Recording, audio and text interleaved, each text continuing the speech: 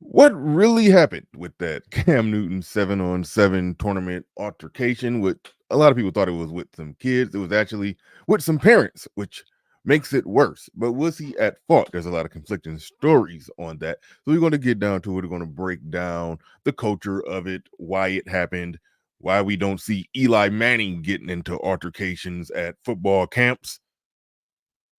But we're going to dig into all of that. We're going to break it all down. So strap on in. Strap on in. Let's get ready to go. Let's get it.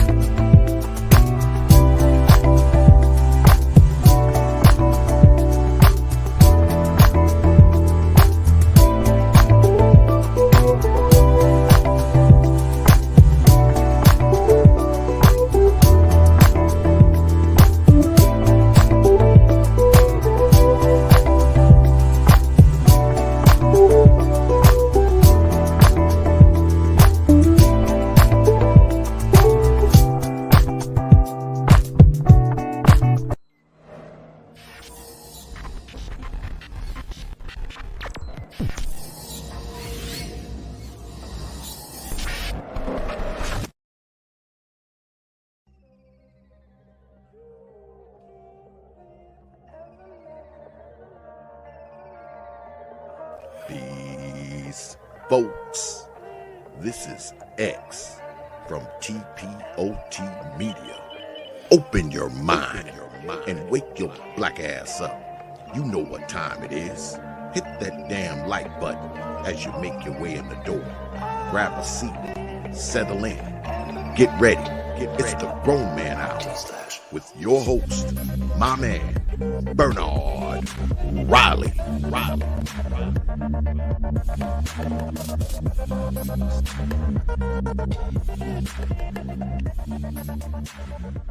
Welcome to Machismo TV, the ultimate destination for modern men seeking to upgrade their lifestyle.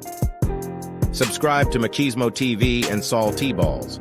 We stream daily from 12 midnight to 8 a.m. Eastern Standard Time, the best male-centric content. Highlight reels without reviewing or providing any editorial bias to the content. We have done so much, with so little for so long, we are now qualified to do anything, with nothing. We've done so much with so little for so long, we are now qualified to do anything with nothing. Those are the words from Machismo TV. Make sure you go and subscribe. The link should be pinned to the top. But as you all know, the altercation, everything jumped off, broke out. Cam Newton at a 7-on-7 tournament, which is weird because that stuff is sold like it's like actual football. But all the so-called experts say that it's not legit football. They not teaching the kids nothing. It's a waste of time. They be selling dreams like the kids about to be D1 recruits from the 7-on-7 tournaments. But no. But anyway, a fight broke out there.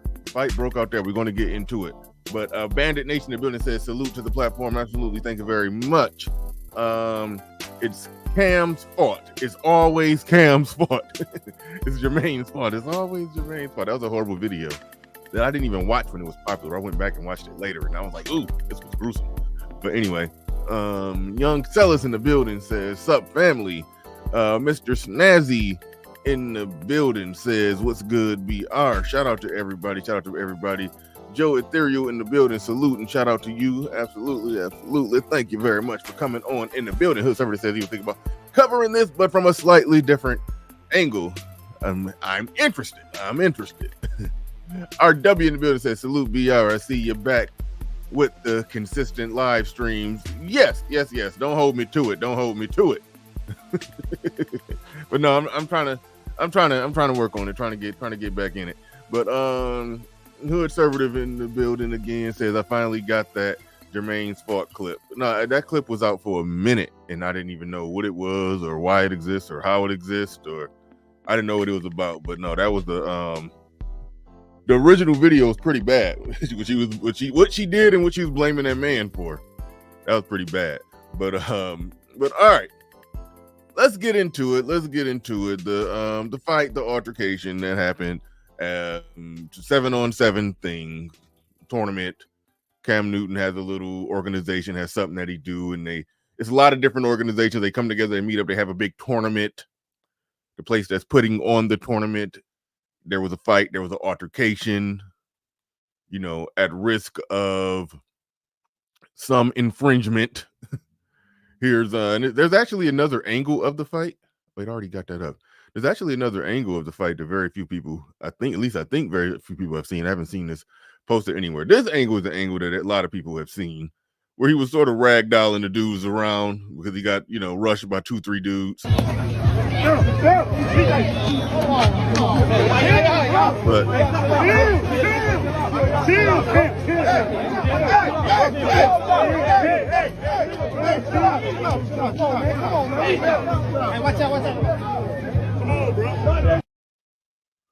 All right. That was the situation. That was the general gist of the fight.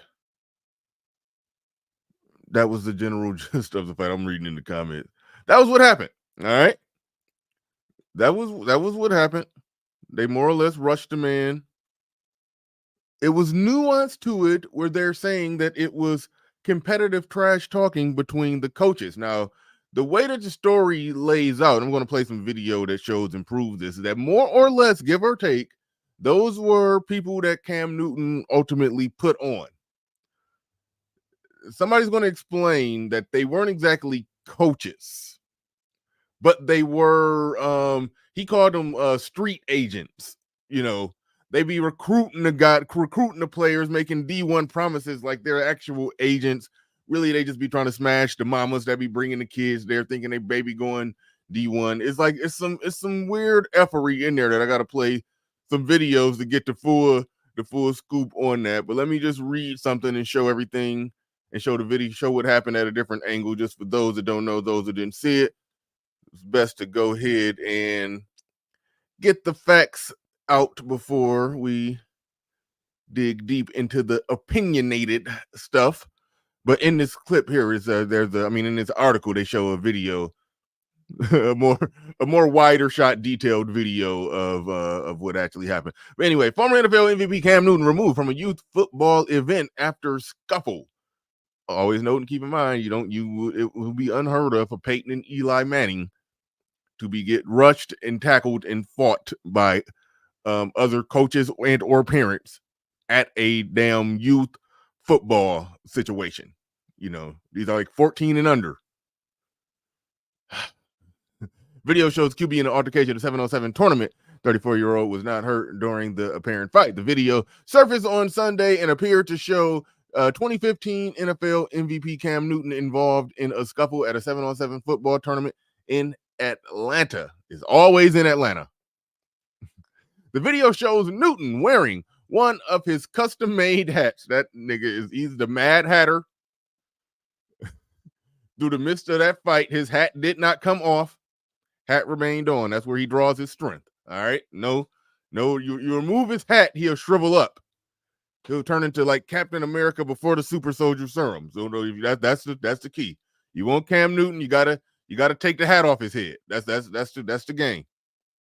But he said being shoved by 3 people near the top of a set of the steps before the pushing, shoving, grappling moves toward a fence line. The altercation lasted for about 30 seconds before it was broken up by a policeman and event security.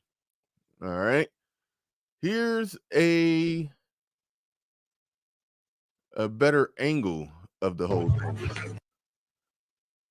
Or you can see it more or less from the start.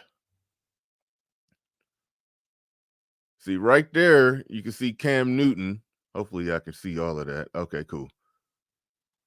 See right there, y'all can see Cam Newton. The guy, I don't know who made first contact. That's what's up for the debate, and we're going to play some clips of the guys. They went on a little interview tour before Cam Newton contacted them and told them to shut the hell up, and then they start canceling more interviews. But they're saying that Cam Newton said some stuff to him, was talking junk, saying, "Y'all my sons," or whatever, which I don't put it past him.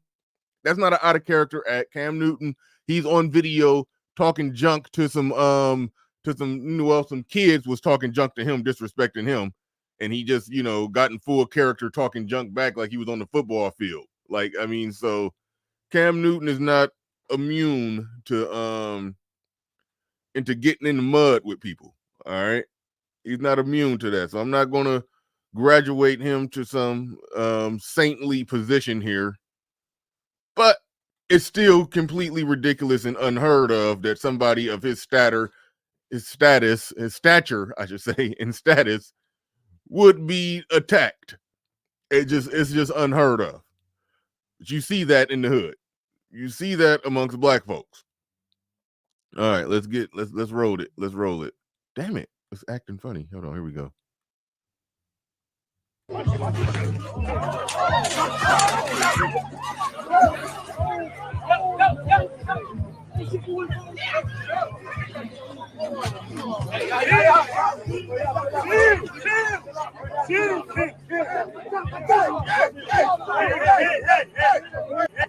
That is just ridiculous and unheard of.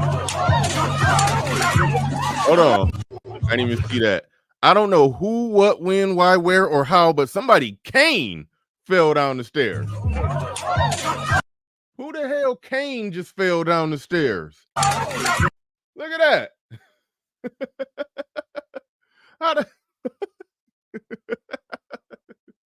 I didn't even know that happened the first time I watched it. That is a whole damn Kane. That, people fighting that don't need to be fighting when canes are hitting the deck. What the hell?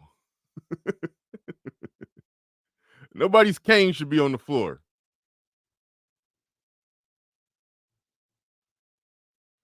Damn, in slow motion, I could see. Okay, this is the man with the cane right there. That ain't how you got a cane and a book bag? That's weird. But all right, I'm watching slow motion. You're gonna see that cane come flying out. There you go. Watch where the cane go back to. I ain't even Zapruder it like that. Homeboy Kane went flying out.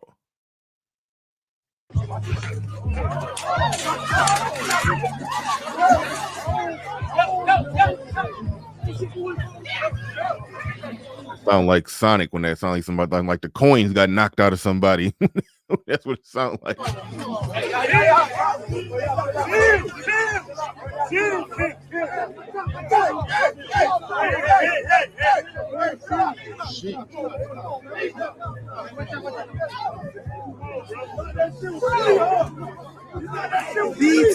Shit.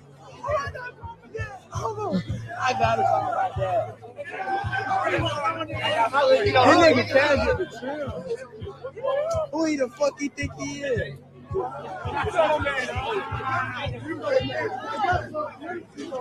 got something for you. See one of hey.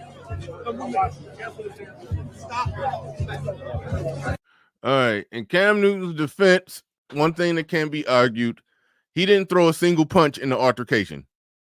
He seemed to be, while having one guy in the headlock, using his other arm to move a man or sling a man around and keep him at bay. It seemed like he spent most of that time just trying to defend himself from an attack without throwing punches that would hurt somebody else. So in his defense, it's like you can't say nothing bad about him in that regard, which makes me already preemptively not believe the story of the individuals that were claiming more or less that he was the aggressor who started it. But they have a story that they're attempting to stick to. We're going to get into that. But it says Newton, the number 1 overall pick in the 2011 draft, does not appear to throw any punches in the video. He appears to be defending off three other men, or fending off three other men. There is one punch thrown in Newton's direction. I counted a couple more than one, but it is unclear if the punch landed on the former quarterback.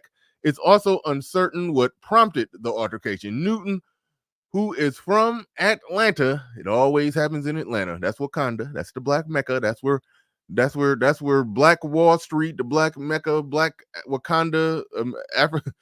If the meme of the confused white girl saying, "Where is African America on a map?" There you go, Atlanta. White girl trying to find Africa America. She's trying to find it on a map. It's in Atlanta, and all the nonsense goes down in Atlanta. It is what it is. You know, somebody said that was not a cane. It was the trash picker upper thing. Hold on, where did I see that?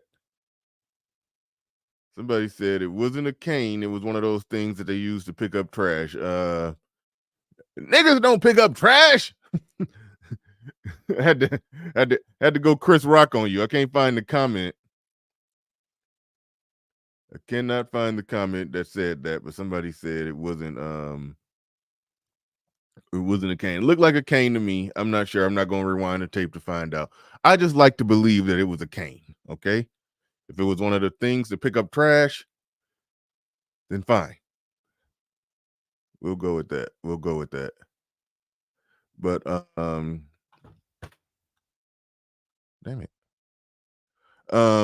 So yeah, we'll definitely go with that. That it was a cane. I like it better that way.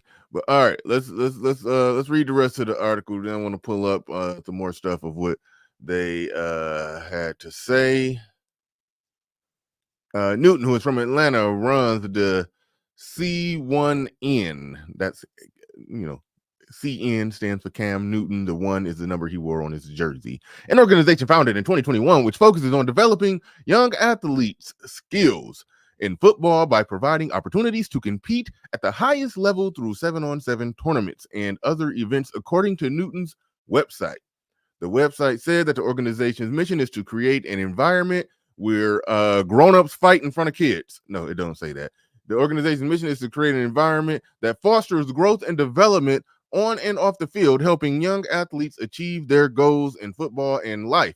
C1N plays in tournaments across the country. This was one of those tournaments where they was fighting at. Newton's 15 and under team won the championship at an event which was run by the Weeball Sports and Apparel and Media Company. Weeball Sports co-founder Naima Mitchell, told The Atlantic that Newton was among a number of people removed from the event after the confrontation. Attempts to reach Newton's representative on Sunday night were unsuccessful. The Athletic reported that Newton was confronted by two coaches from Top Shelf Performance, which runs youth programs and is involved in training youth, college, and professional wide receivers. We're deeply concerned about the recent incident involving Cam Newton, and our thoughts are with all parties affected. Top Shelf, that's the blah, blah, blah part of it.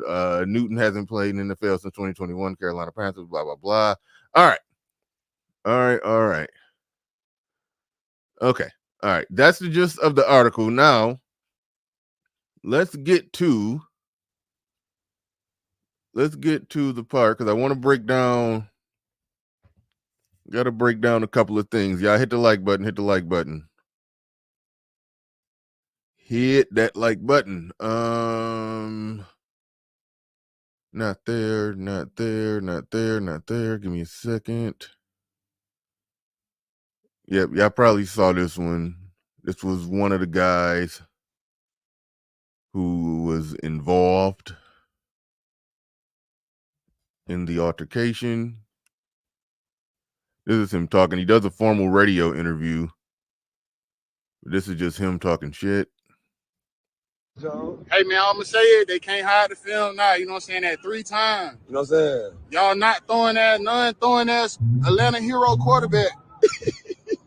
Just cannot beat me. Can't be. All right, this is before the incident.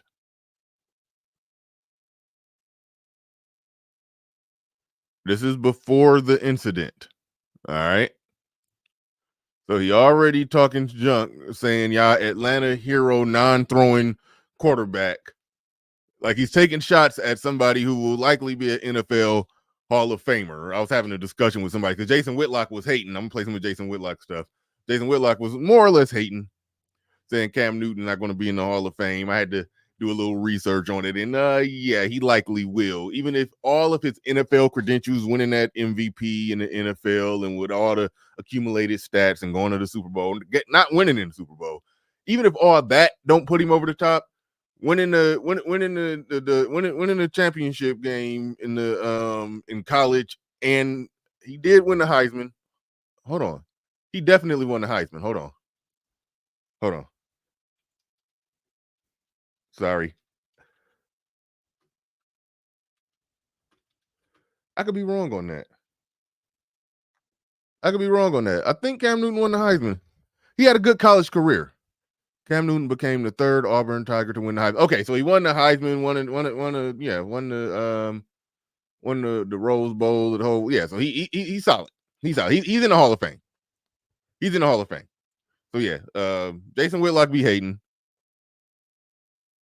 You bulling. You said NFL Hall of Fame only consider NFL accomplishments? Are you sure? Because I know the NBA, they consider everything.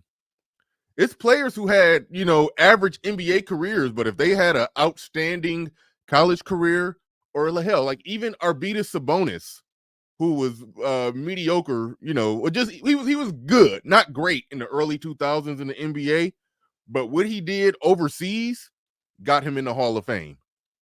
Like in the NBA, it's the basketball Hall of Fame. If you had great accolades for basketball anywhere, but NFL, see, I don't know my football like that. I didn't know they separated it.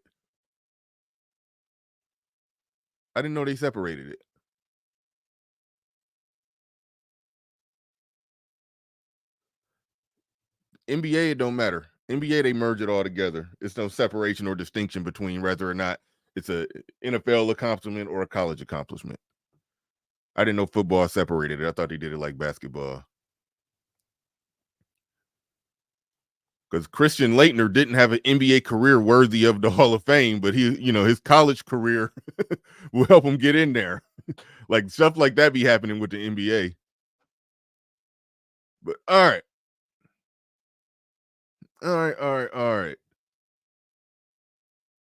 Let's move along.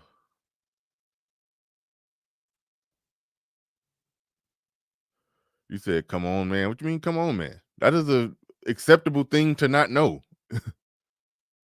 I'm a basketball guy. In basketball, they merge it all together, which I think makes sense. But all right. Y'all ain't never heard me up here talking about college football. I passionately do not watch college football. I don't. Barely watch college basketball. I watch the pros. That's about it. I've been barely watching that lately, but all right. I don't know. I don't know if I'm growing out of it, but I have not been able to get into it lately. Thank you, Phoenix Rising. You get my point. He says Grant Hill will get into the NBA. I mean, will get into the basketball Hall of Fame based off what he did at Duke. Yes. That's fairly common. All right. I'm taking all day pulling up the next video. All right.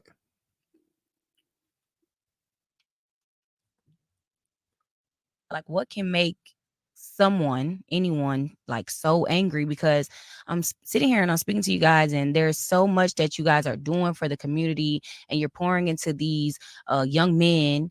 And so it's just like, what can make something transpire like this? First and foremost, like what I want to do, I want to apologize to everybody that was out there and to the parents of not just our team, but everybody that was affected by it. That should have never happened. Like, we should have been able to sit down and talk. Like, there's no reason we should be yelling at each other while a game going on. Like, ain't none of that necessary. So Cam has an organization. It's not just one team. He has an organization. So it's just been a lot of trash talk, from, you know what I'm saying, hit more so his side, just out of nowhere, just talking crazy to us for no reason. And it's like, it's not nothing new. Like, I've been around bro for 5 years. So like this typical Cam Newton behavior. But Steph, you was right there. Yeah. So I want to know like what transpired, like things. So you heard him and you walked up. So Steph walk up there. Okay. And as I'm walking up with Steph, Cam's in Steph's face. I made y'all responsible for everything y'all do, whatever. Then he grabs Steph. Okay. So me being my little brother, and I'm walking up a flight of steps, and I see a 6'6" guy grabbing my brother. And that's the footage that everybody That's what everybody's seeing. Okay. Like, so that was the first altercation Yeah, where everybody saw. Nothing else Right ever then. happened before that. Nothing else ever like happened. nobody's seeing like how he was talking Talking crazy crazy, for like the none past of 2 that. days. Like Yeah. nobody's seen that. Like So you was talking listening to the whole thing. So he you in heard here. him and you walked up. Now, what they're describing is more or less consistent with what we saw in the video, where you could see that it appeared to start. The video started with Cam Newton having the guy more or less collared up like this, with the one video at the angle that most people not showing. It did look like that. So what they said is consistent with that. Now, however, it could very, very easily be the case that they're making their description after they saw what was on the film. A part of me have a hard time believing that Cam Newton, knowing what's at stake, knowing that cameras are everywhere, is going to be the first one to make physical contact. That part I have a hard time believing. But that's what they're saying. But I think they're saying that based off what was on the tape. Now, there's more things at play here. But at the end of the day, and I'll do better letting somebody else explain what's really going on with these situations, with these teams, with this whole setup.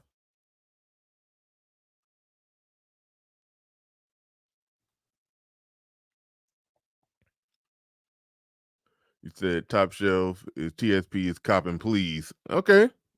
I mean, I kind of see it that way. I kind of see them as the aggressors.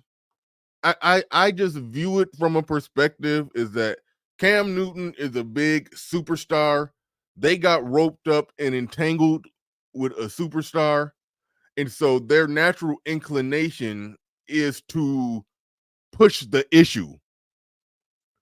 That's what a lot of people do when they get caught up and tangled up with somebody who's a legit superstar, somebody who legitimately just moves the needle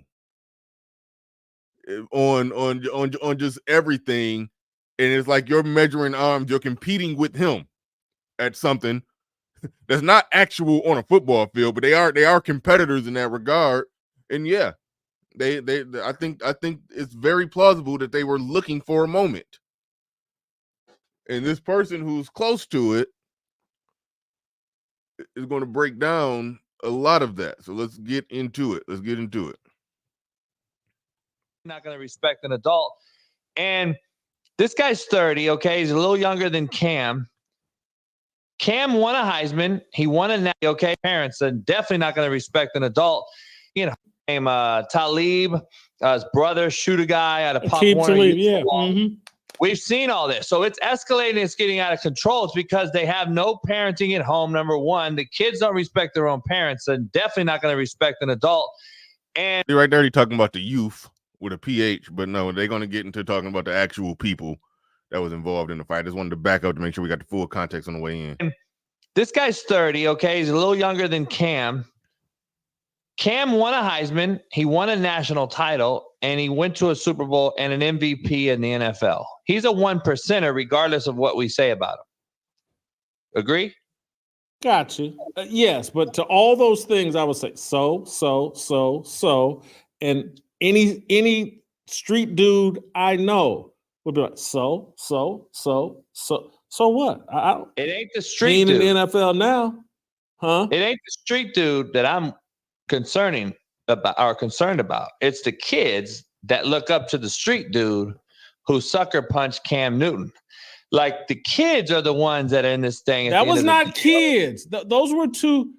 You think it was a kid that sucker punched? That was another grown man, from my understanding. No. I'm saying the kids that are looking up to the man who sucker punched Cam Newton. The kids. This was a 6 to 12-year-old tournament, Jason. 6 to 12-year-olds are out here witnessing a bunch of fools acting like they're grown men when they're really a bunch of immature idiots. And the kids get to see that. We already know they're going home to nobody. So now they got to get out of their comfort zone, go out here to a tournament and get to see a bunch of idiots doing idiotic things. And now we have to sit there and go, okay, it's okay to jump a dude. It's okay not to know who our forefathers were in this game. And we see the lack of respect for players that were actually players in this profession over and over and over. It's getting worse. I just believe that we pay no homage to anyone. And that's why they're so easy to transfer now in the portal. That's why JB, I would say as men, if we want a culture of respect. But what JB was saying is true, and I see a lot of y'all saying that in the chat room. Yeah, JB definitely be on point. He definitely be on point. Jason Whitlock is trying to redirect him and put all the blame on Cam Newton. Like that was pretty much his goal and agenda with doing this video. JB is giving the nuance of the situation. So that's more or less what was happening. That was a push and pull in this conversation. We have to bend over backwards giving respect. As men, we have to model that behavior. And so these kids are feeding off of the behavior of grown men. We've set a bad example. And again, JB, I'm going to go all the way there because I can go all the way there with you because you know what I'm talking about. But the ultimate disrespect to kids is baby mama culture. All of this, I got 3 or 4 different baby mamas spread out all over Atlanta and Dallas and this and that. When we talk about why kids don't give respect, they've been disrespected at birth. Daddy ain't there, or he's at. See right there, he's taking shots at Cam Newton because Cam Newton got, I mean, he ain't putting up Nick Cannon and Future numbers, but he got a few baby mamas under his belt. You know, I think he probably got like 3 of them, 3 baby mamas, like 7 kids or something like that. So right there, he's taking shots at Cam Newton, and it's almost like, regardless of what Cam Newton is doing, because let's face it, he don't have to do whatever he's doing with that 7-on-7 stuff. I don't think he turn a profit or make money doing that. He loves football and he's just doing something for the youth. Like he said, I thought it was like 14 in there, but he said 6 to 12. Like if you're doing something for 6 to 12-year-olds, he's not getting any money. So that's really just giving back. You know, I was talking about that. Like Cam Newton, with his status being a, NFL MVP, Heisman Trophy winner, his name, his status, he could do a football camp and charge $1,000 a kid, and only rich white kids will show up. Rich white kids and in a sprinkling of rich black kids. Well, black kids with rich black parents and white kids with rich white parents. And he'll only be dealing with with kids that go to private school and and got hired tutors and nannies that read to him at night. He could be teaching football to those kids. But no, he down in the mud. And you could criticize that for the practicality of it, but you can't criticize the heart of someone who does that. All right. You can say it's stupid. You need to get up out of there. That's how whenever black people get too successful, when they try to stay close to the roots, they get shot like Nipsey Hussle. Like you could say stuff like that. One of them dudes could have had a gun. We could be talking about Cam Newton dead at 34 right now. Like we could be having that conversation. So you can criticize him for that, but you can't criticize his heart, But he want to throw the baby mamas up in his face, and it's like, yeah, I hear you. Part of the problem with the disorder and dysfunction out there is that all the broken families in Black America, and here you are, somebody leading that, and you are also a guy that got kids in multiple households. I get the logic and the connections that he's making, but it's a, I don't even want to say it's a reach because I understand where he's coming from. But at the end of the day, somebody was attacked by some dudes who was probably up to no good. So it does reek of bringing up whatever dirt you can bring on somebody over something else that happened to them that wasn't, where they didn't technically do nothing wrong that was warranted the attack in that situation. But let's bring up some other shit that they do that's not exactly reputable. That's what it reeks of, and that's what you do when you just want to bend over backwards to find a criticism of somebody. But let's go. 3 or 4 other places, and so they already feel disrespected. And Cam, hold on, let me back up for that, because he made the point that hold on. They've been disrespected at birth. Daddy ain't there, or he's at 3 or 4 other places, and so they already feel disrespected. And Cam, children behave disrespectfully because they've been disrespected by the circumstances that they live in the way that they were even brought into this world in a disorderly way. There's logic to that, but he using that as the backdrop to criticize a man who technically to no fault of his own got bum rushed by some ignorant niggas. That's a flag on the play in my opinion, even though, like I said, the meat and potatoes of what he's saying has internal logic. I get it. But all right, let's go. Newton's right there with him. Super wealthy dude, got 2 or 3 baby mamas. And wait, hold on. Let me try to get to Christian Hutchinson. Shout out to you. Appreciate you appreciate you very much. Not real much. Appreciate you very much. He says, I've been reffing basketball here in Metro Detroit this season. Excuse me. The kids are out of control, and often the coaches are encouraging it. It'd be wild. I coached youth basketball for a good period of time, and the kids wasn't that bad to me.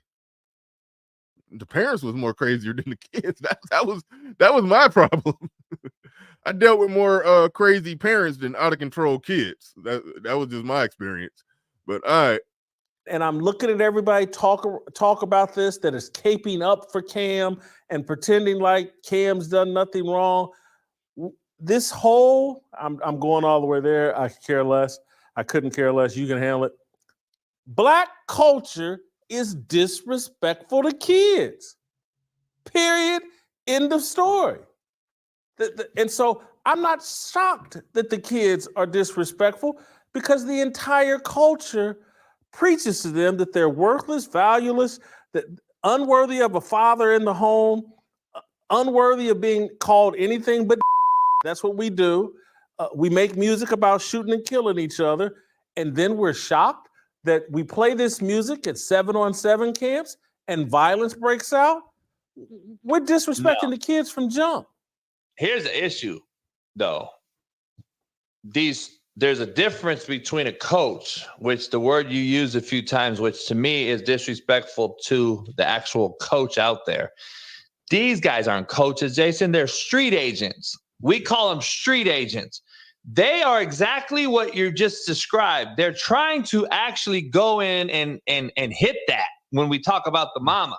These guys only want to hit the baby or the mama of the kid they're trying to coach. They're not trying to coach these kids. They're trying to get at their mama who knows nothing about the profession, because this street agent is going to tell their mama that I'm going to get your kid a scholarship at a D1. The mama has not a clue that scholarships are not given out at 7-on-7 tournaments. And she is ignorant and blinded by ignorance. And that is why and who we have leading our future men. It's these mamas that have not a clue how the recruiting process works, why these kids are transferring 4 and 5 times in 4 years, because the mama said, oh, you getting played, son? Go ahead and transfer then. Because they never went through it themselves. They don't know. So they're just hearing whispering sweet nothings in their ear by these street agents. And then what happens to make it worse, Jason, it even's compiled even more. The kid goes from his 7-on-7 coach, I'm going to say by in quotations, it's actually not. They're trainers who say they're coaches. They tell these quarterbacks, okay, all right, take a 3-step drop and hold the ball for 28 seconds because there's no clock on you. There's no O-line, so the ball won't be batted down. The kid goes to his high school coach, who in reality is the guy pushing him to get a scholarship, coaching him the right way, and teaching him basic fundamentals. And that kid says, no, my trainer told me I could take a 3-step drop and sit here in the pocket all day long. Now we got what's called cross-coaching. Not only is that trainer trying to downplay the kid's actual coach in high school, now we have a whole big old, whose penis is bigger situation. And that is what what's going on right now. And we have a huge cultural issue in high school, youth football, high school football, and it's leading to college. There's a reason why we have guys transferring 4 times in 4 years. Okay, let's. JB be knowing his stuff. JB be knowing his stuff. Now, I'm hoping what he explained right there pretty much put a cap on just the idea, the notion of what Cam Newton is really dealing with. These are barely coaches. Barely coaches. He rightfully named them, rightfully called them street agents who trying to smash the mama, who getting into it and competing with Cam Newton. And yeah, they likely were the aggressor. They likely did it for clout. There was some other stuff out there. I think I got it. I'll pull it up that show that they more or less help facilitate that argument to try to build some clout around the whole situation. They're doing interview tours. Now, Cam Newton apparently got with them and talked to them and got them to pump the brakes on doing their interview tour because they were going to go on JB's show, but then they canceled. His show was earlier this morning, and they didn't show up. They were no shows. And they released some generic statement that I'm pulling up right now. And I hate generic statements, but that's what we got to go on. That's what we got to work with. They released some generic ass statement. On behalf of Top Shelf Performance, we would like to completely apologize for our actions earlier and getting beyond our character. We are deeply concerned about I hate that. We are deeply concerned. I hate that statement. We are deeply concerned. It never sound legitimate. Like you saw you niggas get down. Like we are deeply concerned about the recent incident involving Cam Newton, and our thoughts are with all parties affected. Violence has no place in our community, and we strongly condemn any form of aggression. So yeah. It's a lot of blah blah blah in here. I ain't even gonna read the last part of it. I'll read the middle part of it. At Top Shelf Performance, we are committed to fostering a safe and inclusive environment for everyone associated with our organization. Our values are centered around respect and collaboration in making sure every kid and player thrives to be better. That's around us. We take any deviation from these principles seriously. So, there it is. They're declining interviews, but it was said that they declined the interview largely in part because Cam Newton got with them, said reconciled with them over the phone. So some reconciliation happened, and then now they're more or less saying that it ain't that we're pumping the brakes on our interview tour. I wouldn't be shocked if it's not a situation where they get into it with him. They about to go on a whole interview tour, press docket, smear his name, and gain clout for theyself. I wouldn't be shocked if he ain't got to pay them to shut up. I wouldn't be shocked if it's not a situation like that where he got to write a check to get them to just not continue, not keep this story circulating longer than what it need to. I wouldn't be shocked at all if that was the case.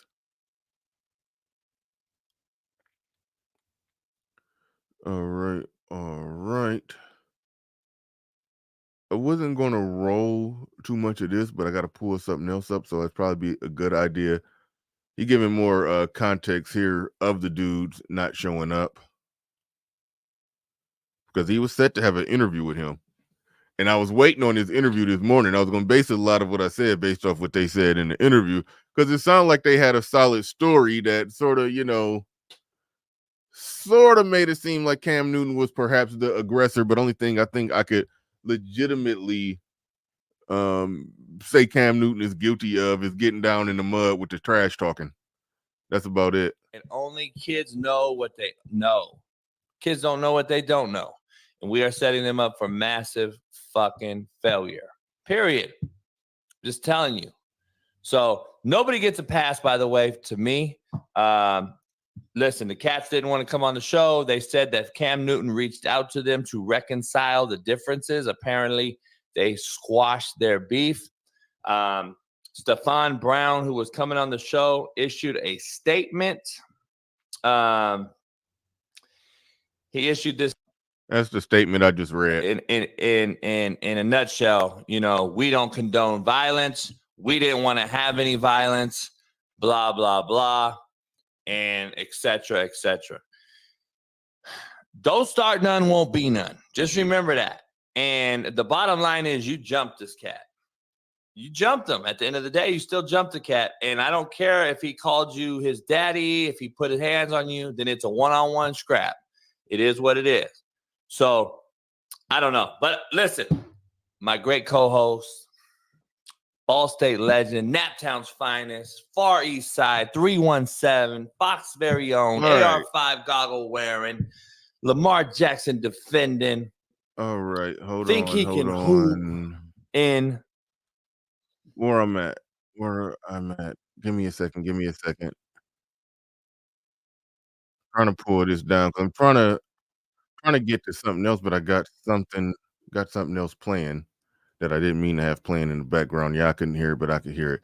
But no, this is I'll open the panel up about that. This right here, but I do want to get to something else before I open things up. Yeah, I know, like clockwork around these parts. Whenever Russell Wilson, I guess this is related, it's football. Whenever Russell Wilson says something that sounds kind of simpish, we do a review on it. And whenever Sierra does something kind of thoughtish, we do a review on it.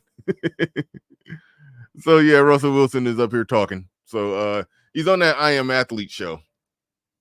So we about to roll a part of this. I might not be able to keep this up because it's affiliated or associated with ESPN, I think. So I'm not sure about that, but we shall see. But all right, let's go. In Judah, we went to church and I prayed about that, wrote it out. I wrote actually on a napkin at dinner as we were sitting there eating a steak dinner. I wrote it out on a napkin and we prayed over it. 3 days later, I meet C. And when I walked in the room and I saw, little future, he's 9 months at the time or whatever, and he crawls in my lap and it was like, this is going to be my responsibility. Guy, I remember.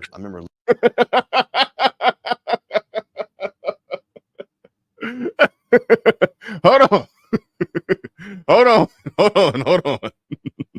Now,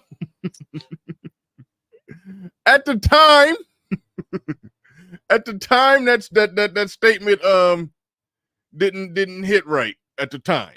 Okay. It's been like 7-8 years now. He got 3 of his own kids with her. It's like, it's okay now, right? That statement aged better. Or I should say that thought. That thought that he had, that when he saw a little future and he climbed in his lap at 9 months old and he said, this is going to be my responsibility. It has aged. It didn't age that poorly. I mean, he's still with her. Oh man. I mean, I've actually over like the last year have made it a point to where I'm, the criticism of Russell Wilson to me was predicated on something very specific. Somebody had said something one day. I'll put it like this. Somebody said something. they said, okay, well, if you got a daughter, who would you rather she bring home, Future or Russell Wilson? Well, of course, Russell Wilson. Like, nobody hates Russell Wilson. He's a great guy. And like, we like Russell Wilson to the point to where we want it better for him. We wanted Russell Wilson to not we wanted the same thing for Super Bowl winning quarterback Russell Wilson as what we would want for Peyton Manning. And Peyton Manning's wife didn't show up with a baby and is not currently doing videos twerking on SUVs for the gram. We want the same thing for Russell Wilson that we would want for Eli Manning. That we want the same thing for Russell Wilson that Eli Manning got. And what I mean by that, who's Eli Manning's wife? We don't know. We ain't never seen her. She's too busy being a wife and mother to his children to be twerking on top of Tahoes. So that it's like that was the initial criticism. We didn't want him, we liked him and respected him enough to where we wanted more for him. That's it. That's all. That's all. But is he a great guy with a big heart? Yes, absolutely. Absolutely. Is he a wonderful father to his 3 biological children as well as Future's kid? Yes. So, I mean, so it's like at the end of the day, I don't even want to criticize the man no more. He 3 babies in. I'm rooting for it to work. But it's like, damn. It's like, yeah, it's like when you Russell Wilson, a good Christian man saving it for marriage, you don't go get one of Future's baby mamas. It's just that was just the initial issue. But if they making it work, they making it work. I ain't mad at it. Leaving that night and God. I mean, all right. God saying God saying to me, and it was like, this is going to be my responsibility. Crawls into the room and for it. 3 days later, I meet C.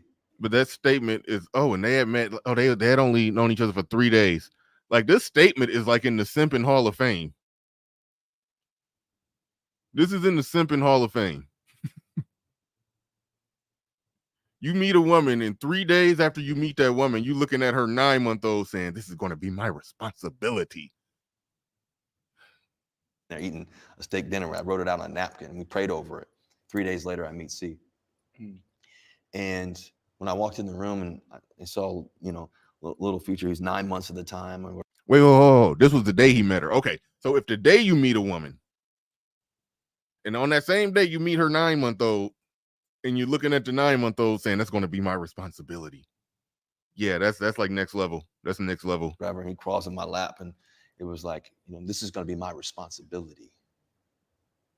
God, I remember leaving that night, and God saying, God saying to me, raising this child is going to be your responsibility. And realizing that, I pray to God, are you sure this is what you want me to do? Say, son, this is for you. The first night? Yeah, the first night. It's going to be your responsibility. And God told him, so leave it alone. No hating. God told him.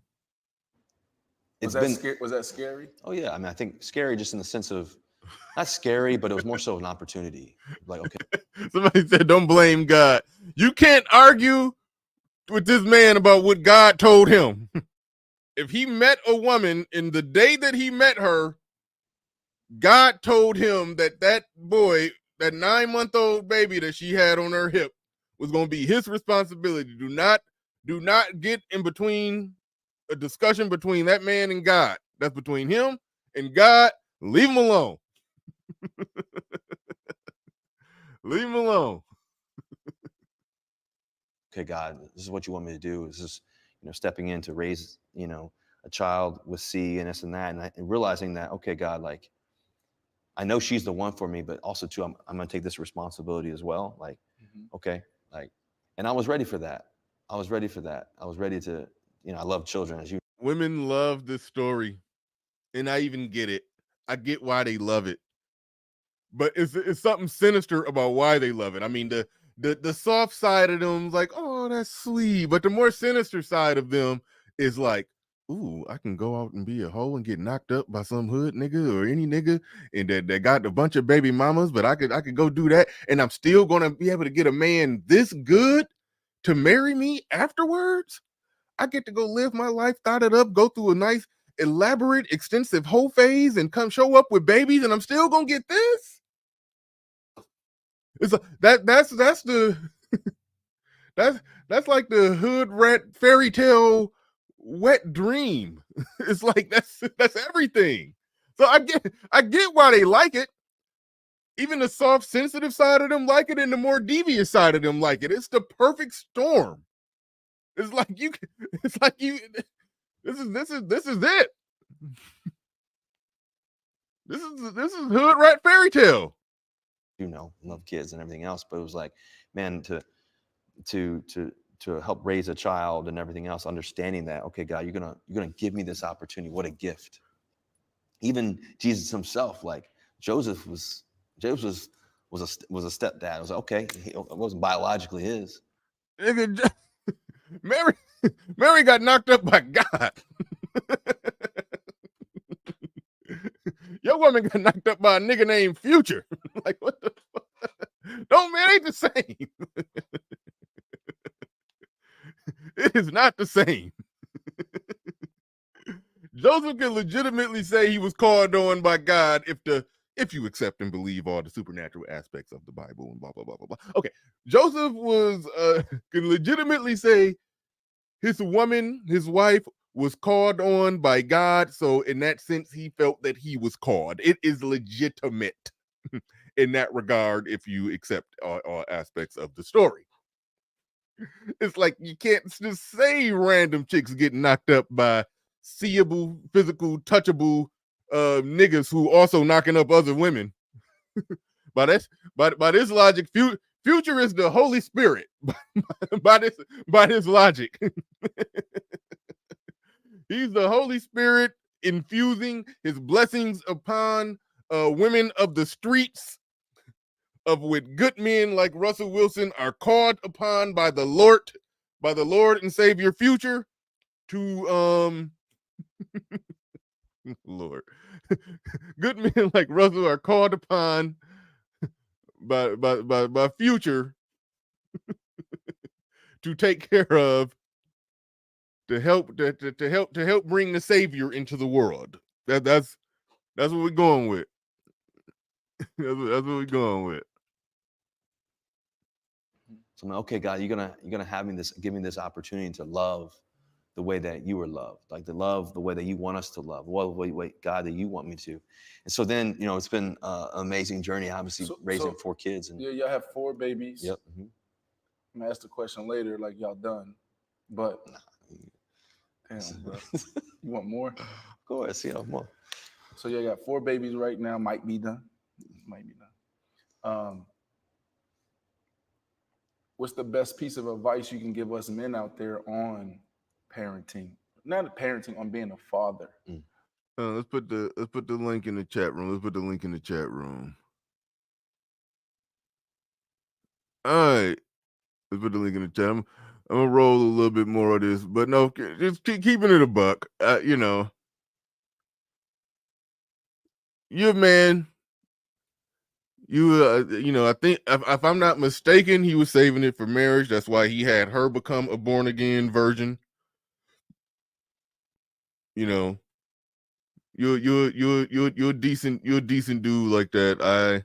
I like to see black men who are decent like that, to find them a comparable, likewise woman, and start their family from the scratch.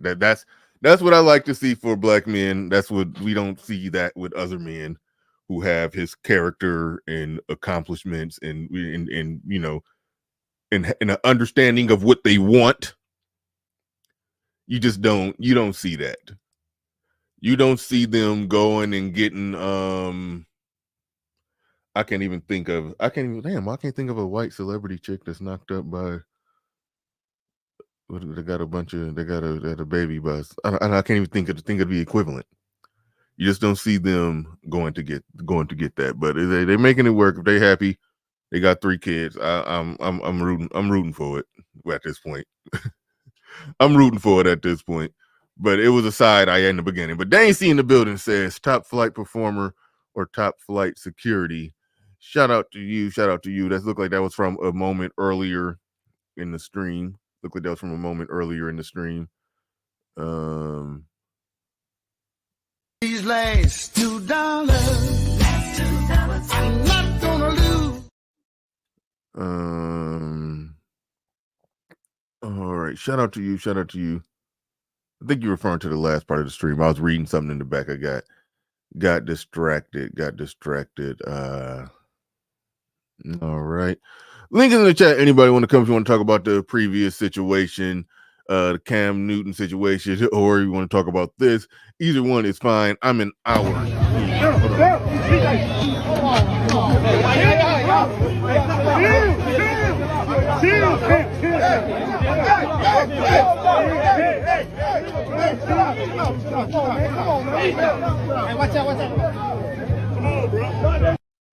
Whether you want to talk about this, that, or the other situation, go ahead and have at it. Come on up. It look like we are joined by Christian Hutchinson. What is going on? What's on your mind? Yeah, so this Cam Newton situation, like I said, I got back into refereeing this year because I wanted to get my health together, help lose some weight. So I've slimmed down a little bit, but so it's actually interesting seeing this because being back involved with youth sports after being away for a decade. And of course, when I did it before, I didn't have kids. I wasn't married yet. It is very interesting to see how this thing has evolved, especially with the rise of travel and all these other things that play a role in some of this stuff. So I completely understand how this probably jumped off with Cam. Now, I think he made a big mistake being that accessible in that sort of environment.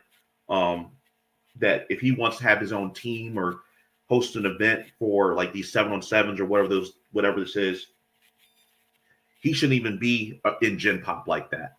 I mean, I'm at stuff like that all the time, refereeing, and you don't see Derek Coleman or Jalen Rose, like they might be sponsoring a team or doing something like that. You just can't walk up to them like that. They're in the cordoned off area with all the other people. You know, they take their photos and, you know, they are accessible, but they're just not, you just can't walk up to them. They're just not accessible like that. And there's a reason for that. No, yeah. I thought that he was making the Nipsey Hussle mistake of trying to be too much of a man of the people. Just like you cannot do that. Even if I try to be nice and fair as possible and say that it's not just black people, like even a white person putting on that type of event where the general public. Now I was trying to play the clip of it, but I couldn't even get to it. I did hear that they charged the parents $40 to attend those events just to keep, riff-raff type parents out of there. Oh, that's not going to do anything. Yeah, the parents, they'll figure out a way. They'll come up with that 40, and that was really the consensus is that they pay that 40 to come in there and show the fuck out. Like that's kind of what it is. That's why I said no. You gotta put the price. You gotta have a football camp and have the starting price be $1,000. $1,000 a kid to join the camp if you really want to keep all the riffraff out of there.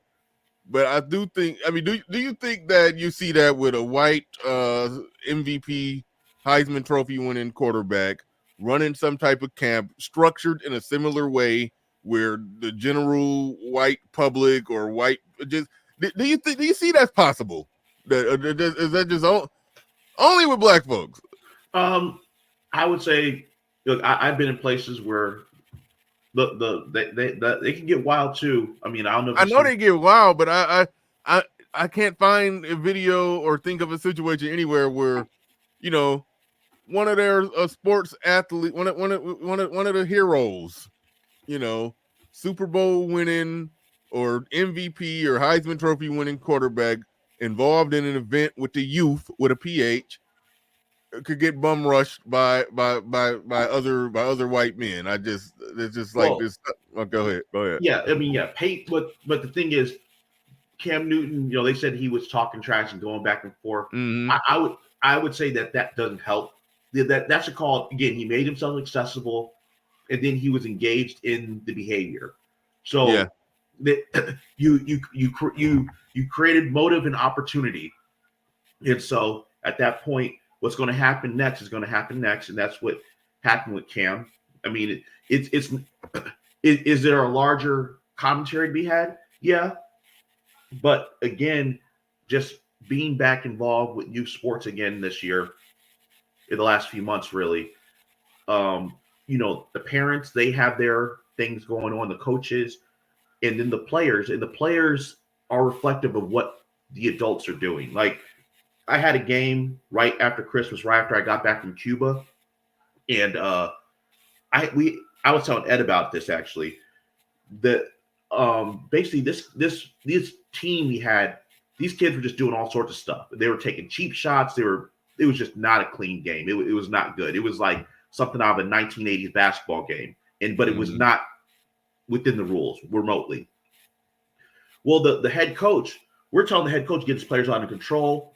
The head coach is upset about something else, and he's acting a fool and going crazy, and it just filters down to the kids, and the kids are now acting a fool, and it just got so bad we had to throw like 3 kids out the game. We had to do a bunch of stuff, and after the game, the AD, and these were all black men. It was funny enough, it was at a white school, but the head basketball coach was black. Probably 10 of the 12 kids on the team were black. The AD was black and everything. The AD of the school was like, that coach was out of control. He apologized. He came in the locker room and apologized to the officials. He said he's going to warn him this is his last chance he's not going to basically act like this in front of people and make him lose his job because he can't control himself. And subsequently, the kid, he had a bunch of, it was crazy. You had black male referees playing a white school, and the black school was like losing the game, and the black male coach was acting a fool. The black male players were acting a fool, and the only person who had any sense to try to get it under control was the AD. And why did they act? Shout out to Oswald123. I do appreciate you coming through, dropping $50 super chat on it. I do appreciate that. Do appreciate you. Shout out to everybody that's supporting the stream. Make sure y'all hit the like button and all of that good stuff. If you're here and you're not subscribe to the show. You know what to do. But all right, go ahead, Christian. I don't know if you was done. You took a pause, so I didn't know if you was done right there. But go ahead and wrap up. I heard the little horn things. I didn't. Oh yeah, okay. Yeah, so I think what I'm trying to basically illustrate is that for the adults in these situations, the kids are going to be reflective of what the adults are seeing or what the adults allow. I had a game 2 weeks ago. Yep, it's true. That is true. I had a game 2 weeks ago. This kid was acting up or whatever. Everybody else was doing fine, but this kid was just acting up. And they were complaining about calls, which is fine. I don't even care about them complaining about calls. They were like, the wrong ref. I didn't foul. I did this. You don't care. It doesn't even matter. I teed him up. I teed this kid up because I made a call on them. And then they just waved me off like I was nobody, like made a gesture towards me. It's like, no, we don't get to do that. I teed the kid up. The coach gets upset, was like, why are you teeing him up, this and this and this? I said, look, they can complain, they can do this, but they don't get to wave me off like I'm not a person. And the coach paused and thought about it. And they just pulled him right off the floor, which indicates to me this player does this in practice to the coach. And the coach lets it fly. They get to disrespect the coaches and their other teammates. It's like, and here we are. So this play. And so then after the game, of course, the parent was in the stand. They confront me. Well, why I teed up their kid? I said, because they don't get to just disrespect me on the floor, and I'm the arbiter of the rules. And all they're going to get from me is a technical foul and 2 shots on the ball. No big thing in this big scheme of things. What happens when this happens on the street with the police, or they're at work or something like that? What happens then? The parent actually, I said, this is supposed to be an extension of the classroom. That's what it's supposed to be. That's what we say. There's supposed to be a learning environment. The stakes are relatively low, but they're going to walk outside one day and have to live in this world. And if they can't control themselves and control their emotions, what's going to happen to them out there? And the parent was upset initially, but then they realized I was telling them the truth. And they said, okay, I get it. So I'll talk to them. But why should the parent even be upset about I gave their kid a technical foul in a basketball game? It wasn't even a varsity basketball game. It was like Yeah, I personally think the mere fact that you even were able to explain that and have, a conversation with them and they listened and understood and y'all arrived at the same conclusion on the same team, I think that's excellent. Like that, you normally don't get that. Even if you made perfect sense, you was liable to get cussed out. They came in hot. No, they came in hot. They were ready. I know, but the fact that you were able to diffuse it in any way is a huge bonus. Like that's shocking. Normally that don't happen. That's a rarity. Well, that is rare because I was like, because coaches right now it's not coaching. They try to be like one of the cool kids. I see it all the time. They try to like be the popular, what's the word we're looking for? Try to fit in with the young folks and stuff like that. That's not what you're supposed to do. You're supposed to coach the kids what you're supposed to coach. Instead of trying to be one of their friends and stuff like that, you try to be cool with them and stuff like that. So that's what's going on. Because every coach is worried about the kid's going to transfer, or they're going to say that kids don't like them. They're going to go get the coach fired or something like that. Like there's a lot of things going on there, which I understand. Like when I was in high school, there was a little mutiny. They tried to get our coach fired. We were doing exit interviews one year. They tried to get a coach fired, and they were asking everybody. And I refused to co-sign that nonsense because what people were complaining about wasn't even something that was an issue. They just wanted to have their way and get the coach, get someone that they like to have the job. That's all that was. So, I mean, It was going on 20 years ago, 25 years ago. But I think now what's happening is administrators in schools are more willing to listen, which, look, if a coach is being abusive, if someone's doing something illegal, then of course you need to take appropriate steps. But the default setting is not to appease the inmates. And I don't mean to say it like that. I mean, the inmates can't run the prison, okay? They are children, or there's a hierarchy to things. And somebody has to, just to appease a bunch of people who they don't even know what they want, that they just want to single out a single thing to make it seem like if we do this, it'll be better. That's not that's why you have management committees. That's why you have ADs. That's why you have that's why you have administrators, that they can look at things objectively. All right, Jay Locke, what's on your mind? What prompted you to come on up and join the conversation? I saw this like 2 days. Was it 2 days ago? I think this happened, right? This is disappointing, man. This is why a lot of coaches like Cam Newton, like Cam Newton situations, they don't want to like give back to black community. Cam Newton is like 6'6". He's like monsters big, man. And the guy like that stature, you trying to fight a guy like that, and then on top of that, the guy's trying to do something for teenagers, man. I was just watching something what Shannon Sharp was talking about this. He said, Cam Newton, I won't blame Cam. He won't blame Cam Newton for like shutting down the program and not coming back ever again.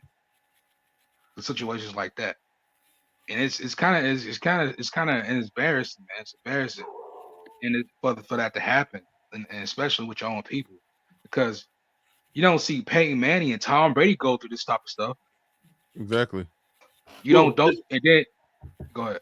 Well, in Tom Brady and Peyton Manning, they don't need to run programs like this, right? Most likely, Peyton Manning, what he's going to do is he's going to show up at the University of Tennessee, collect his little speaking engagement fee, and run it through their University of Tennessee football program. He doesn't have to doesn't have to touch his quote unquote community in this form or fashion. Same thing with Tom Brady. There's a corporate structure, a very robust corporate structure for him to operate in, to do quote his philanthropy. While a lot of the black athletes, they have to, unfortunately or fortunately, be on the ground floor like this. Unfortunately, black athletes, ideally, he's Atlanta. Ideally, Morehouse College would have a football camp that had a full operation of all the backing of Morehouse University and All he had to do was show up, you know, kiss some babies, take a couple photos, right? And Morehouse would provide the security facilities, all the infrastructure, and everybody would know, hey, this is Morehouse's gig, and we can't act a fool when we're up here. But that's not what happens. Right. And then another incident happened, a similar situation. I don't know if you remember this video a while back. I think it was 2017, 2018. Marshawn Lynch got in a situation. It was something not physical altercation, but it was altercation with the Karen. And Marshawn Lynch was running a football camp. And the lady was like, was trying to make Marshawn Lynch look bad. And the Marshawn Lynch was saying, like, do you have a male figure or like a husband around? She was like, what they got to do with anything? She's like, because I want to talk to a man that understands while I'm trying to talk to him while I'm doing this, while I'm yelling at your son. And because he was telling the kid, get the F off my field. You can't do the you can't do the football drills. You can't do, you know, you either get left or be left behind. No, so yeah, I remember seeing that. Yeah, I remember seeing that because the kid got instructions get instructions on the drill, and he couldn't perform it, and he was holding everybody back. So it was like, you either need to get in the back of the line and watch, or you need to go to remedial training. And some people can't accept that's what the consequences of sports are. And you know, and that's why it's important for boys to play sports in a lot of ways, because it teaches them that environment of perform or else you're not going to be able to be given additional opportunities to perform. Yeah, I'm just scanning some comments here. Is that Felipe Lindsay? Okay.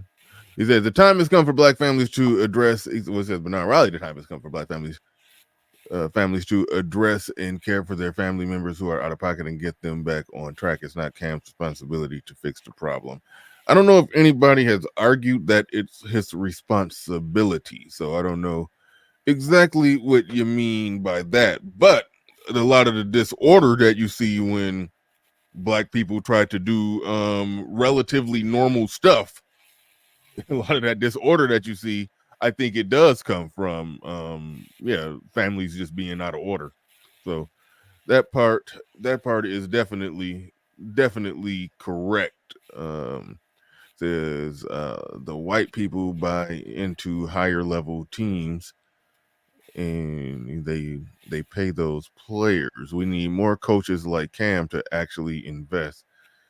Take them to college tours. I don't know or couldn't say that he could or should do more. No, I can't say that. I can't go there. No. Well, here's a perfect. I read both of those comments because one person is saying it's not his responsibility. The other person is saying there's a Cam Newton solution, or he needs to do this or he needs to do that. He don't really have to do nothing. He don't really have to do anything. That he's doing is just a benefit, a plus. Like I said earlier, I don't think he's financially profiting or benefiting that much from doing any of this. This is personal passion of his. So it's like, so I'm not even going to get into saying, oh, he needs to do this if he really want to. No, I'm not going to do that. This is something that's actually interesting now that we're saying it. We have a lot of these Black athletes. A lot of them sponsor teams. A lot of them individually sponsor teams or sponsor leagues. You know, a lot of AAU basketball teams, they'll have a benefactor like Jason Richardson. For years he had a team out of the Saginaw area, the J. Rich All-Stars, and they always had guys from up in Saginaw Bay City, Flint, and they always had those guys up there. It's actually kind of interesting now we're talking about it. Why haven't, particularly on the football and basketball side, particularly with like the 7-on-7 basketball, 7-on-7 football, and even with basketball, why haven't the Black athletes, if they know what it takes or know kind of what the issues are within the development cycle, why aren't they doing things such as making a league? Like, so for instance, I've been doing a lot of stuff with, like, there's a CYO, that's a Catholic league, and then there's like an Orthodox church league, and then there's other stuff. Why isn't there a network of, why aren't the players making their own youth league that's ran as a conglomerate, that those players are run, that the former NFL players or NBA players are control of, and they have some control of the development process instead of them all having their own individual initiatives and leagues. It's kind of interesting when I think about it. Why hasn't that happened yet? All right. Freedman's Journal just sent me a link that says the history of Cam Newton getting disrespected by kids. Yes. So shout out to Freedman's Journal. Welcome to the panel. I'm about to play your clip before I pass it to you. All right. It's 50 seconds long. Yeah. I'm playing off. Oh, no. What happened to the Super Bowl? You asked. You're a free agent. You're a free agent. You're a free agent. You about to be pulled. You about to be pulled. I'm rich. You about to be pulled. I'm rich. You're a free agent. You're a free agent. I'm rich. He's a free agent. Hold on. I hate to pause it in the middle of it, but in that first clip, somebody was had said, what happened in the Super Bowl? Because like Cam Newton ain't no other way around it. He played like trash in the Super Bowl. And I believe that was his MVP year, where he was just hitting on everything all year, got to the Super Bowl and just completely just shit his pants, basically. Like he played terrible. But it's crazy that, you know, if you go into an arena, it's like the opposing fans will heckle you like that.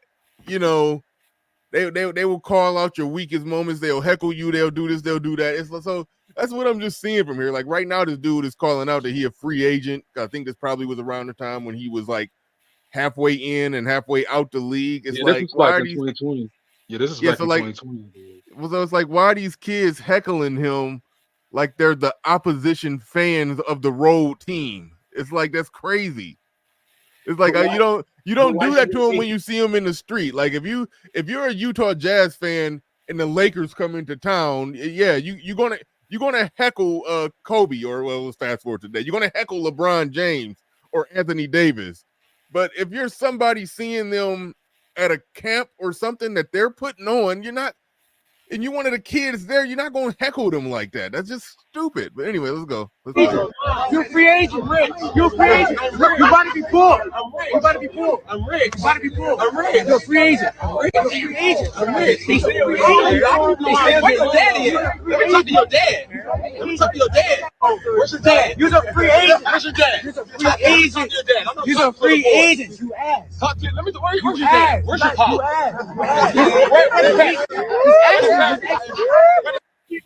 Right? I'll pay your rent. That's only one way to prove that I'm washed up. Don't put that shit. I won't waste my time on the washed up ass nigga. Yeah.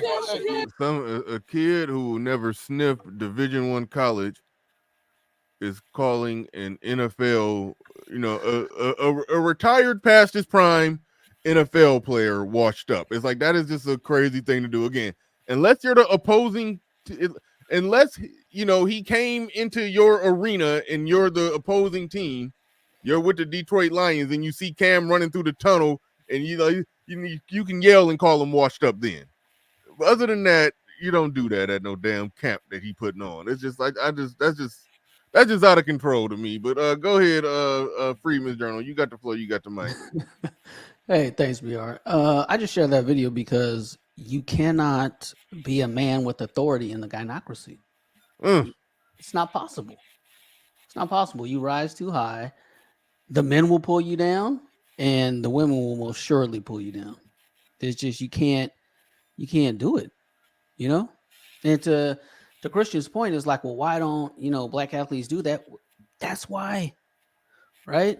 In my opinion, right? Yeah. You know, why don't rich black people open brick and mortars in the hood? That's why, you know? So, I mean, you just got to stay out of the community, you know? And like you were saying about Peyton Manning is never going to be around low-class whites, ever. Yeah. It's not going to happen. If he did a camp, like you were saying, it'd be through the organization, yada, yada. It'd be elite players, and this would never happen. They would never cross paths. You know what I mean? So that black people have to operate that way. class separation at all costs. Yeah, that's No, deep. I agree. Cam didn't make this situation any better. Why he shouldn't even be going back and forth with these. These kids can say whatever they want. He shouldn't even be going back and forth with them. The fact that he engages, this actually makes it worse. That's what gets him in these situations. If these kids said these things, or even a parent or something like that, he can just look at them and walk away, because in the big scheme of things, you ain't nobody in his world. So just walk away, because no one said anything anyway. It's not like Chris, no. Hold on, wait, real quick. My first thought is that it's still a weird state for him to be in, where he got to walk and be heckled by kids like that at an event that he's putting on. It's almost like it's like that's making him second-class citizen at his own shit. But I think the part of what you're saying that I agree with, or the correct way to handle it, is for him to not even look their way or address them. Go to the security that I'm assuming he hired and inform them, have the security or whoever go inform those kids. If they say anything out of pocket or any disrespectful to Cam Newton or any adult, y'all will be moved immediately. But specifically if you say something wrong to Cam Newton. But like, so it's like, instead of getting in the mud with the kids and the other coaches that he be talking shit and arguing with, if it's an issue, have your people handle it, and then that way you stay out of the mud and you get to still be Cam Newton in that situation and not be down to the level of a kid. But we look like we got Felipe. I think I'm saying your name right. Go ahead. You got the floor. You got the mic. What's up? Hey, Bernard. Thanks for having me on. I appreciate the panel. I don't normally come up on these things, but this one is something that I care about for a number of reasons. I was a youth athlete, and I'm training my nieces and nephews now, and it's just one of these things that we got to talk about, which is, look, I respect that Cam wanted to go and help kids, in many cases that are at risk, get engaged with sports, get engaged with football. That's a great thing. The tough part about this is, in order for it to completely work, you need a structure at home with a lot of these kids where they can receive the wisdom and teaching that he's sharing. And what you saw there, in a couple of clips, it was actually painful to watch, was kids, as you correctly commented, heckling him, disrespecting him, and talking to him as if they were equals. Mm-hmm. And they're not equals. This was an adult talking and dealing with children. They're not equals. But this is a problem. It's a problem because these kids, in all likelihood, learn this kind of thing in their homes. And this is something that, I put it in the chat and you pulled it up, and I wanted to explain what I mean. As a community, we need to face something, which is that we all, me, you, everybody on this panel that's Black, we have people in our own families that we know are off code and problematic. We all have them. The issue is, many times the family pushes those people into the community for the community to fix it, rather than the family who are blood related to these people addressing them and trying to get them on code and on tune with the rest of the family. And when that happens, then you get results like what you see here, where you've got children disrespecting an adult, a person who was a NFL MVP and Super Bowl participant like that. And part of it is because the household is not giving the message of what it means, an opportunity Cam is giving them. If they did have that message and they went there and still talk trash to him, then they didn't deserve it, in my view. And I'm just going to take it back for a second. When I was a young man, and to date myself a little bit, I grew up in the 70s. so I'm older. There were parents that got paid by the park district and by the local community, in many cases, Black businesses, to go and teach kids sports. That they had their own kids, but then they also did this football, basketball, whatever it was in the park, and they got a little bit of money to go do that, right? Now all of that stuff is gone. The parents are gone, the county and the city, they don't have the kind of money to do it, and it's all privatized. So you got to pay big money for it. And I know this because, as I said, I'm training my nieces and nephews to try to get back, and those programs aren't there. So that means it's an environment already where there are less resources for the kids to take. So then the response from the families and the kids should be, I know there are very few opportunities. So therefore, I got to value what Cam and anybody else, this young man that was up here talking about refereeing and coaching and the kind of disrespect he was getting from the parents and so on. This is commonplace with us. And it's one of those things where now we have to say, hey, look, you know that X person in your family is off. You as a family need to deal with him. Do not push that out into the Black community. Do not expect the government to fix it. It's your family that needs to fix it first. And then the government or the community can help you fix it, but they can't fix it for you. That was basically what I was trying to say. So I want to give the panel a chance to respond. Oh no, that part about people got to fix it from within and it's cultural and it's not the government's responsibility. Yeah, no, that's a reoccurring theme that I talk about a lot. Actually, I've been talking about that a little less because I just got tired of arguing with folks about it. But no, I'm definitely with you on that. I'm definitely with you on that. Well, so, go ahead, Christian. Go ahead, Christian. So this is what I'm seeing. And it was funny. I was actually doing a game last night with the guy, and we kind of briefly touched on this. You have a lot of things at play here. You have at the high school level, you have kids being able to transfer all the time. You have open enrollment. So I live in city X. I can go to school in city Y. That way, strictly for whatever reason. And look, I'm not saying people should be trapped in failing schools or they shouldn't be able to have access to opportunities, because I understand the whole school-based and address-based school allocation thing can be problematic in a lot of ways, and I get that issue. But when there is sometimes you have situations where you have to actually learn and grow and deal with what's in front of you. And when someone is able to hit the eject button anytime they don't get their way, that doesn't allow for growth, okay? Or that doesn't allow for people to mature, or that doesn't allow for people to maybe realize that maybe they need to approach something different. And you know what? You could be being wronged. I'm not saying that you're doing something wrong. You could be being wronged, but you still have to be able to navigate that situation. And so when the first thing is, this coach isn't playing me, I'm going to go move teams. Not, okay, I'm going to put up an extra 100 shots every day, or I'm going to run an extra mile every day. If that's not the first thing you're doing is, what can I do to improve myself so that way they have to play me?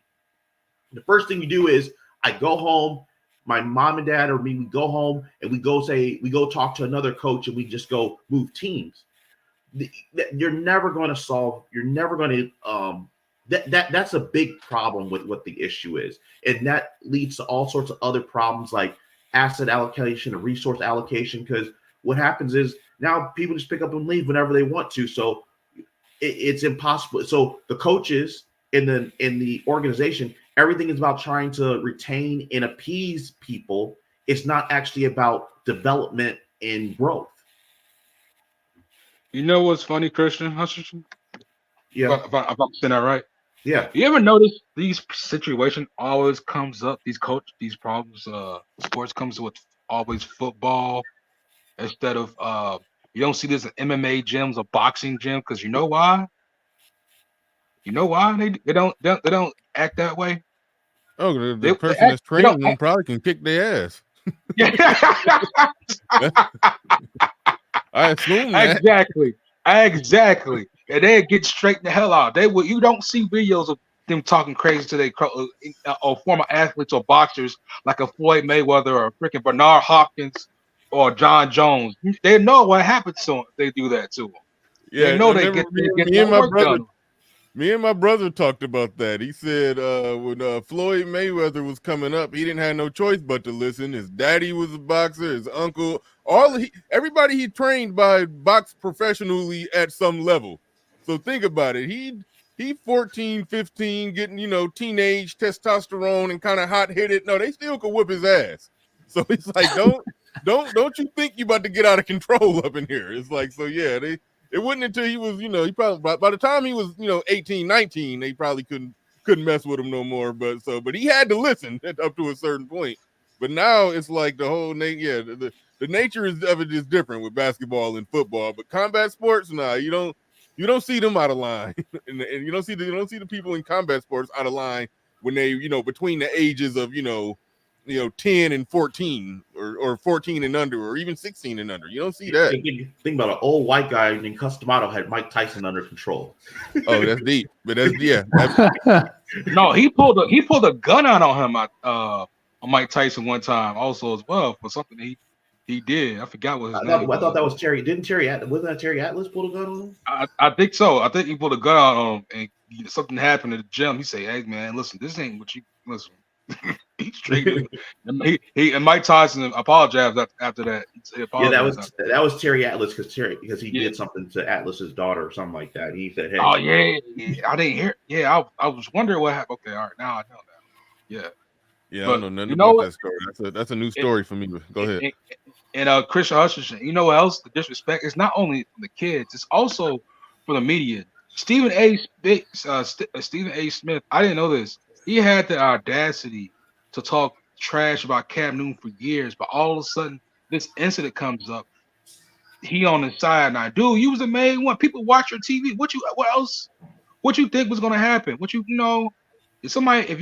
talking to somebody bad in public, especially in their career, what people think? What you think people gonna pick up on that? They're gonna pick up. He criticized him as a football player. That don't necessarily mean he can't take up for him in this situation. Yeah. So there's different things. That's why. At least it follows up to that though. The disrespect to the kids. Yeah. No, I think Stephen A. was on cam about his playing. That's why Kwame Brown, when he went off on Stephen A., people like, Kwame has a point because Stephen A. said a lot of things about Kwame personally that was kind of out of bounds. So people understood why Kwame took issue with Stephen A. like that, especially because Stephen A. has been relentless over a couple of decades about how he treated Kwame Brown. So I think people can compartmentalize you criticizing someone's play on the floor or on the field versus you talking about stuff that's going on behind the scenes or off the field. I think people can compartmentalize that. Can I hop in here for a second? Yeah, go ahead. What I was going to say is part of the issue, and this is a society-wide issue, but for the Black community, I believe it's a large issue, which is we have a lottery winner mentality, where our kids, in some cases, not all, are looked at as an opportunity with a lottery ticket of a level up in terms of class and wealth.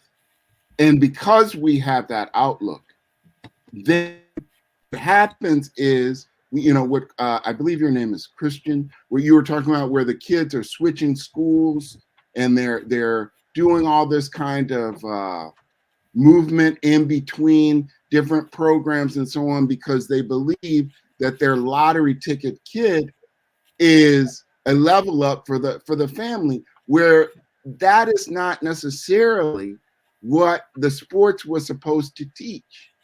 The sports was supposed to teach teamwork, self-discipline, hard work, just basic principles. Your kid may or may not be talented enough to be a pro athlete. There are only 400 people in the NBA or the NFL that get to call themselves pro athlete. What are the chances that your kid is going to be one of those? That shouldn't be the goal. The goal should be that your child learns life skills to be able to be a better person.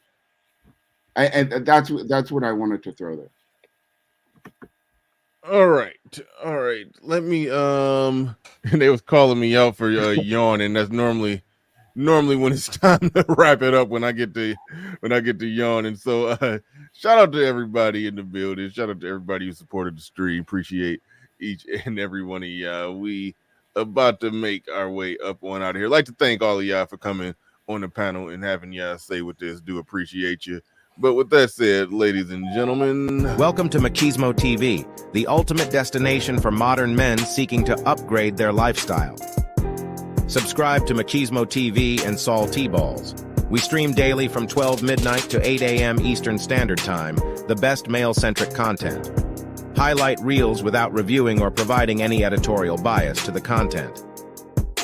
We have done so much, with so little for so long, we are now qualified to do anything, with nothing. We've done so much, so little, so long. We're not qualified to do anything with nothing. Make sure you go and click the link to Machismo TV. And with that said, ladies and gentlemen, we out of here. Peace. We gone.